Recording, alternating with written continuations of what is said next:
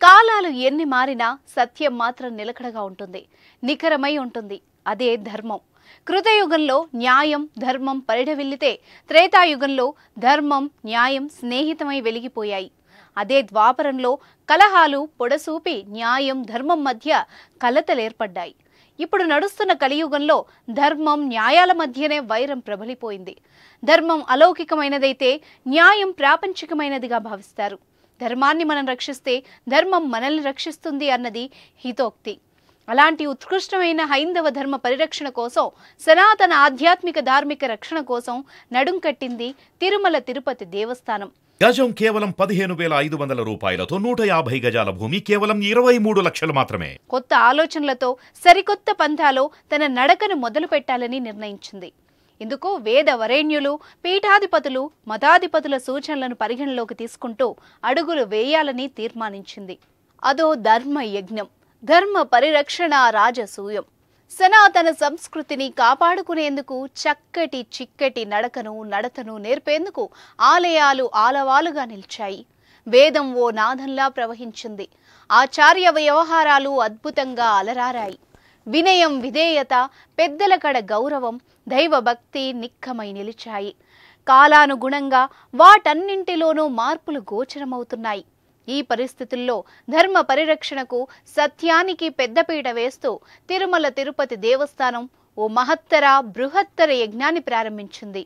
మన ఆలయాలను మనం పరిరక్షించుకోవాలి, శిథిల దేవాలయాలను కాపాడుకోవాలి, ఆ భగవంతుణ్ణి అందరికీ చేరువ చేయాలి అన్న సంకల్పంతో అడుగులు వేయాలని నిర్ణయించింది. ఇందుకు గాను పెద్ద ఎత్తున ధార్మిక సదస్సును నిర్వహించి వేద విజ్ఞానవేత్తలను, పీఠాధిపతులను, మతాధిపతులను ఆహ్వానించి వారి సూచనలు సలహాలను తీసుకుంది. ఇప్పటికే దేశవ్యాప్తంగా 3,600కు పైగా ఆలయాలను నిర్మించుకోగా ఎన్నో దేవాలయాల జీర్ణోద్ధరణ కార్యక్రమాలను కూడా నిర్వహించింది. ఇప్పుడు కొత్తగా హరిజన, గిరిజన, మత్స్యకార ప్రాంతాల్లో ఆలయాలను నిర్మించాల్సిన ఆవశ్యకతను గుర్తించింది. 6 ఏళ్ల తర్వాత నిర్వహించిన ధార్మిక సదస్సులో ఎంతో మంది పాల్గొన్నారు. ఎన్నో అంశాలపై మేధోమథనాన్ని సాగించారు. ధర్మం చల్లగా ఉంటేనే సమాజం సుఖవంతంగా ఉంటుందని, సర్వశోభితమై నిలుస్తుందని ఎంతో మంది అభిప్రాయపడ్డారు. గతంలో కూడా ఎన్నో సదస్సులు జరిగాయి. వాటిల్లో కూడా ఎన్నో సూచనలు టీటీడీ దృష్టికొచ్చాయి. వాటన్నింటినీ అమలు చేసుకుంటూ వచ్చారు. ఇప్పుడు కొత్తగా అనుసరించాల్సిన మార్గాలను, పద్ధతులను, ప్రణాళికలను మదించి ఓ నిర్ణయానికి వచ్చారు. దళిత గోవిందం, గిరిజన గోవిందం, స్వామివార్ల కళ్యాణోత్సవాలను యథాతథంగా నిర్వహిస్తూనే అందరూ సూచించిన కొత్త మార్గంలో వెళ్లాలని దృఢంగా తీర్మానించారు. ఎవరైనా సరే అన్య మతస్థులు హిందుత్వాన్ని స్వీకరించాలనుకుంటే అందుకు తిరుమలను వేదికగా మారుస్తామని టీటీడీ చైర్మన్ భూమన కరుణాకర్ రెడ్డి స్పష్టం చేశారు. దీనివల్ల మంచి ఫలితం ఉంటుందని భావిస్తున్నారు. ఇప్పటికే హిందూ మతాన్ని కబ్జా చేసేందుకు భారీ కుట్రలు, కుతంత్రాలు, కుయుక్తులు సాగుతున్నాయని, వాటన్నింటికీ అడ్డుకట్ట వేయాలంటే కొత్త నిర్ణయాలే మంచి ఫలితాలిస్తాయని సదస్సు తీర్మానం చేసింది. ఆ వివరాలనే భూమన వెల్లడించారు. హిందూ మతం స్వీకరించే వారికి వెంకటనాథుని దర్శనం కల్పించడంతో పాటు తీర్థ ప్రసాదాల వితరణ చేయాలని సంకల్పించారు. ఈ అంశానికే అధిక ప్రాధాన్యతనివ్వాలని కూడా భావించారు. అసలు ఆలయాలే లేని చోట కొత్త ఆలయాలను నిర్మించేందుకు కూడా ప్రణాళికలు సిద్ధం చేయబోతున్నారు. అంతేకాకుండా దేశంలోని ధార్మిక సంస్థలన్నింటినీ ఏకతాటిపైకి తీసుకొచ్చేందుకు కృషి చేయడంతో పాటు గో సంరక్షణ, అమూల్యమైన భారతీయతకు పట్టుగొమ్మలైన వేద శాస్త్రాల పరిరక్షణకు కార్యాచరణ కూడా సిద్ధం చేశారు.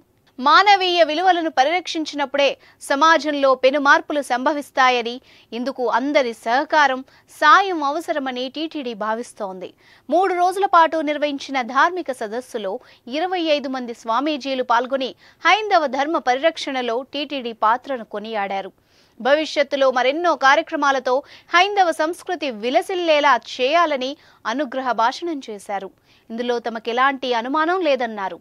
ఎన్నో సంవత్సరాల తర్వాత పీఠాధిపతులు, మతాధిపతులు, వేదవరులు తిరుమల రావడంతో సప్తగిరులు ధార్మిక ఉత్సాహంతో శోభిల్లాయి. వేదఘోషలు ప్రతిధ్వనించాయి. అనుగ్రహ భాషణాజురులతో తిరుమల పులకించిపోయింది. నిబద్ధత, అంకిత భావంతో పనిచేస్తే అనుకున్నది సాధించడం సులభమన్న విశ్వాసం ప్రతి ఒక్కరిలో తొణికిసలాడింది. కొత్త మార్గంలో హిందూ ధార్మిక బావుటాలు జ్వాజ్వల్యమానమవుతున్నాయన్న నమ్మకం ప్రతి ఒక్కరిలో కనిపించింది.